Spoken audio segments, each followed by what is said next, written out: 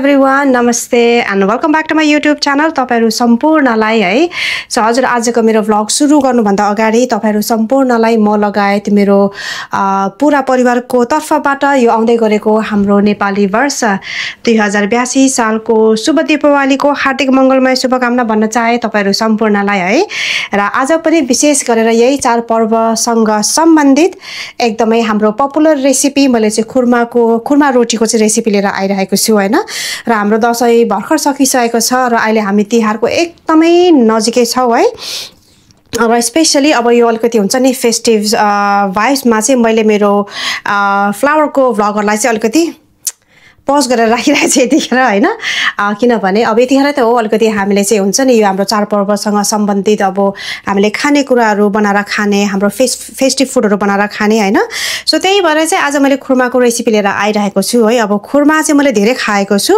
तर अनेस्टली मैले अहिलेसम्म बनाएको चाहिँ छैन है सो आज मैले फर्स्ट टाइम ट्राई गर्दै छु है यदि एकदमै राम्रो परफेक्ट बनाएछु भने चाहिँ तर मलाई चाहिँ तालिदिनु होला हैन कमेन्टमा है र यदि मैले भने जस्तो बनाएन भने चाहिँ मलाई कमेन्टको थ्रुबाट अगेन कुनै केही अब सुझाव छ यदि मैले बनाएको केही भएन भने चाहिँ प्लिज मलाई चाहिँ कमेन्ट गर्नु होला मलाई एडभाइस दिनु होला भन्दै आजको रेसिपी एकदमै सिम्पल हुनेछ है एकदमै सजिलो र छिटो पनि हुनेछ है र अब के मैले इन्क्लुड गर्नेछु आजको मेरो यो खुर्मा रेसिपीमा खुर्मा रोटीको रेसिपीमा प्लिज मेरो यो भिडियोलाई अन्तिमसम्म हेरेर मलाई साथ दिनुस् है त अब चाहिँ यो खुर्मा रोटीको लागि चाहिँ के चाहिन्छ तपाईलाई देखाउन गइरहेको छु है सो यहाँनिर मैले लिएको छु यो चाहिँ चामलको पिठो हेर्नुस् त चामलको पिठो चाहिँ अलिकति खस्रो खस्रो लिएको छु मैले हैन यो चाहिँ ठक्क मेरो चाहिँ यो हुन्छ नि राइस कुकरको जुन सानो प्लास्टिक कप हुन्छ नि त्यो प्लास्टिक कपको चाहिँ एक कप यहाँनिर चाहिँ यो अलिकति खस्रो खालको चामलको पिठो लिएको छु है अनि त्यसपछिबाट यहाँनिर चाहिँ फेरि अर्को एक कप चाहिँ यो चाहिँ आटा है यो चाहिँ आटा पिठो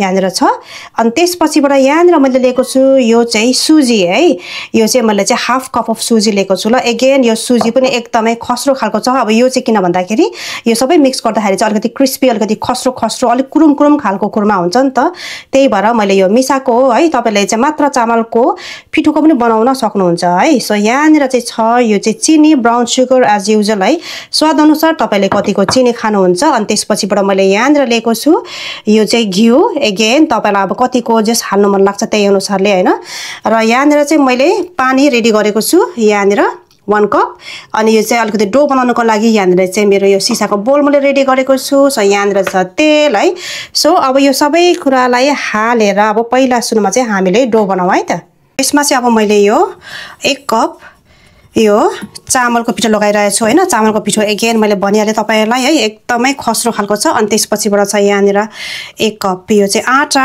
है अनि त्यसपछिबाट यहाँनिर छ यो चाहिँ हाफ कप अफ यो चाहिँ सुजी है अनि त्यसपछिबाट चाहिँ यहाँनिर मैले चाहिँ यो चिनी लगाउँदै छु अब चिनी चाहिँ अगेन तपाईको स्वाद अनुसार हैन अब यहाँ चाहिँ मैले यो घिउ लगाउँदै छु है ल अब यति लगाइसकेपछि सुरुमा चाहिँ यसलाई मजाले मिक्स गर्ने है अब कसैले चाहिँ यो चिनी र घिउलाई चाहिँ पहिला मिक्स गरेर मजाले त्यसको पेस्ट बनाउँछ अनि त्यसपछिबाट चाहिँ बल्ल माथिबाट चाहिँ यो के भन्छ अरु यो आटा अनि त्यसपछिबाट चाहिँ यो सुजी अनि यो चामलको पिठो लगाउँछ अब यति भइसकेपछि चाहिँ यसमा चाहिँ हामीले थोरै गर्दै यो पानी लगाइदिने एकदमै थोरै पानी लगाइदिने हैन सो यसमा एकदमै धेरै गिलो हुनु पनि भएन र फेरि एकदमै ड्राई हुनु पनि भएन किनभने यसमा चाहिँ मज्जाले हामीले चाहिँ घिउ मिक्स गरिसकेको छौं नि त त्यही भएर यसमा चाहिँ एकदमै धेरै पानी चाहिँ चाहिदैन है सो यसलाई चाहिँ यसरी अब चाहिँ मैले मात्र एक हातले मिक्स गर्दै छु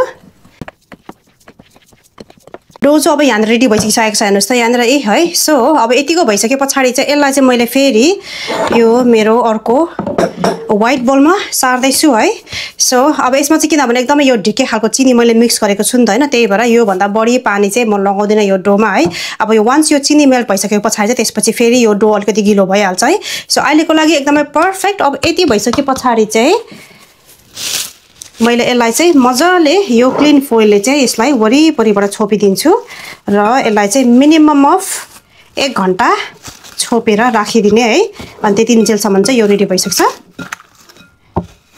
ल यसलाई चाहिँ अब यसरी मजाले एयर टाइट गरेर राखिदिने ल एकदमै गिलो भएको छ तपाईले यहाँ देख्नु भएको छ नि डो हेर्नु त है सो आई थिंक अब चाहिँ यो रेडी भयो जस्तो लाग्छ है यसलाई चाहिँ अब सानो सुरुमा चाहिँ यत्रो गोलो बनाउनु पर्यो कि है अनि अब मैले भनिहालेँ म परे सिकारु है, त्यही भएर म चाहिँ एकदमै सिम्पल तरिकाको मात्र गर्छु है। हुन त अब तपाईँलाई धेरै अरू पनि तरिकाले आउँछ होला डेफिनेटली तपाईँलाई बुट्टा लगाउनु होइन। सो आज चाहिँ म चाहिँ मात्र यो काँटाको सहायताले जुन हामीले त्यो हुन्छ नि अब अथेन्टिक स्टाइलको खुर्मा रोटी खान्छौँ नि हो, मैले चाहिँ त्यही बनाउन लागिरहेछु है। अब पछि अलिकति मजाले बनाउन जाने भने चाहिँ डेफिनेटली है I will try some other different अब त्यो बुट्टाहरू पनि है।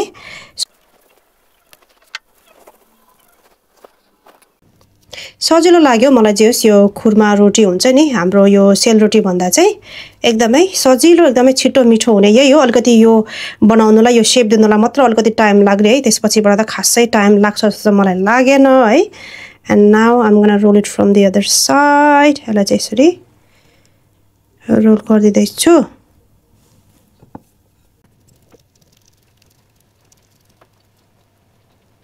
अब चाहिँ मैले यो सबै डोहरूलाई चाहिँ यहाँनिर चाहिँ यो खुर्मा रोटीको सेप मैले दिइसकिसकेको छु। अब मात्र यसलाई चाहिँ फ्राई गर्नुपर्ने छ है। सो यो एउटा भयो। अनि त्यसपछि बाट यहाँनिर अर्को छ है, बट सबै आङ्कुरे के भन्छ आङ्कुरे बाङ्कुरे भइरहेछ हेर्नु न है, के गर्नु अब। एटलिस्ट यस्तो भए पनि मैले बनाइरहेको छु है। So I am very positive. अनि यहाँनिर चाहिँ मेरो फ्राइङ प्यान लिएको छु। सो यसमा चाहिँ मैले अब यो तेल हाल्दैछु होइन। र अब मलाई जे होस् मैले इन्फर्मेसन पाएअनुसारले चाहिँ अब यो खुर्मालाई चाहिँ एकदमै लो हिटमा चाहिँ फ्राई गर्नुपर्छ भनेर भनेको छ। त्यही भएर यसमा चाहिँ मैले एकदमै कम्ती हिटमा मात्र यसलाई चाहिँ बिस्तारै बिस्तारै फ्राई गर्नेछु है। अब चाहिँ अलिअलि तातिसकिसकेको छ यो तेल है। अब यसमा चाहिँ मैले अब यो खुर्मालाई बिस्तारै बिस्तारै फ्राई गर्दैछु।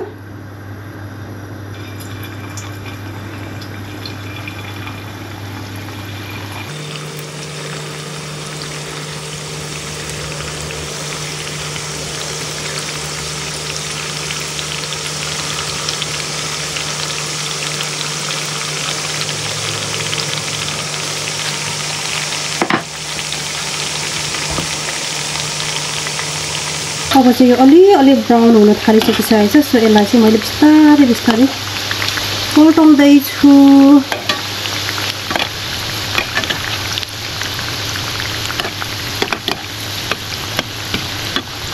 ल अब चाहिँ यो पाके जस्तो छ है। एकदमै लो हिटमा मैले चाहिँ यो खुर्मालाई पकाउँदैछु है। सो अब चाहिँ निकै ब्राउन ब्राउन भइसकिसकेको छ। सो होपफुली अब चाहिँ पाकेको जस्तो लाग्दैछ है।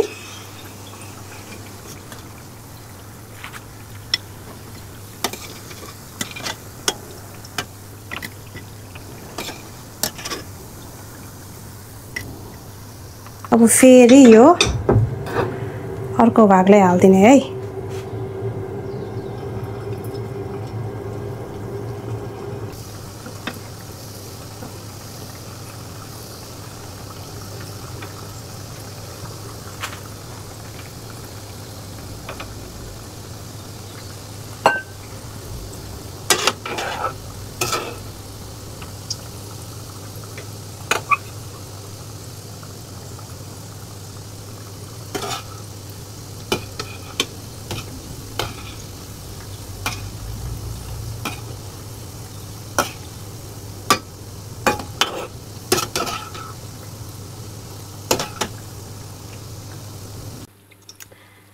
अब मिठो मिठो भएछ भने फेरि फेरि पकाउँला है।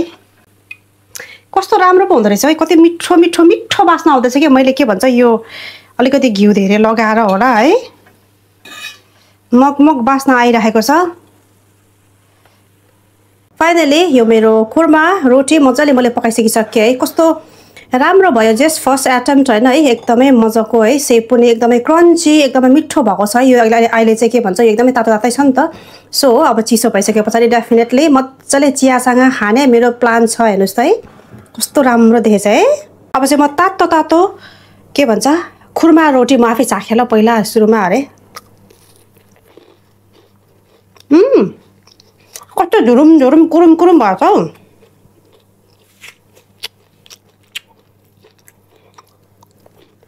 नाइस।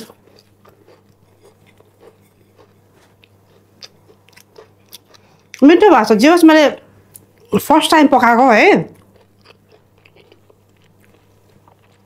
मन ध्यान लगाएर बनाएको थिएँ। जे होस् एकदमै क्रन्ची, कस्तो मिठो भएछ है। अलिकति घिउ पनि धेरै भएछ है। अनि के भन्छ मगमग बास्ना पनि आएको छ। तर त्यही हो, मलाई आइडिया भएन अब निकै धेरै बनाउनु पर्ने रहेछ नि त होइन। त्यो त्यति डोको चाहिँ यति मात्र भयो। सो अब अझै फेरि डोहरू बनाएर अब छुट्टीको दिनमा फेरि पनि बनाउने छु है। मिठो लाग्यो यो, झन् चियासँग खाएपछि झन् एकदमै मिठो हुन्छ जस्तो लाग्यो मलाई है। सो अब चियासँग ट्राई गर्ने नेक्स्ट टाइमको लागि है। सो तपाईँहरू पनि यसरी मिठो मिठो खुर्मा रोटी मैले जस्तै बनाएर तपाईँले पनि खानु होला, अनि त्यसपछिबाट तपाईँको साथीहरूलाई पनि खुवाउनु होला भन्न चाहन्छु। अँध्यारो भइसक्यो हेर्नु त यहाँनिर है। अब यो बनाइसक्यो, अब फेरि अब खाना पाउनुपर्ने हुन्छ। सो हजुर यति भन्दै आजको लागि म बिदा हुन चाहन्छु है। सो आजको लागि खासै केही पनि थिएन है। सो एकदमै सिम्पल रेसिपी, अब मैले फर्स्ट टाइम खुर्मा बनाएको नि त है। सो खुर्मा कसरी बनाउने भनेर चाहिँ तपाईँलाई देखाउन खोजेको हो। एनिवे है, सो मेरो भिडियोलाई हेर्दै गर्नु होला। फेरि पनि हजुर यो 2082 सालको तिहारको हार्दिक मङ्गलमय शुभकामना भन्न चाहे तपाईँहरू सम्पूर्णलाई है। सो मेरो भिडियो हेर्दै गर्नु होला। यदि तपाईँलाई चाहिँ मेरो भ्लगहरू मनपर्छ भने चाहिँ मेरो च्यानलमा गएर तपाईँहरूले मेरो च्यानललाई लाइक गर्न सक्नुहुन्छ, सेयर गर्न सक्नुहुन्छ, सब्सक्राइब पनि गर्न सक्नुहुन्छ भन्दै आजको लागि म बिदा हुन चाहन्छु। So have a nice time with your friends and family and I'll come back to you soon. Thank you so much for watching my video. Thank you. Namaste and bye bye.